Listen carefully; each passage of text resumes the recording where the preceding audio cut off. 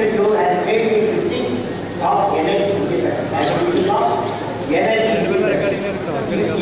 Inequality in the per capita consumption of power lead to unsustainable development.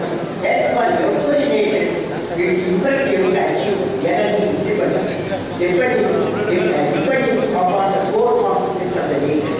The world consumes more than 85 million barrels of petroleum per day.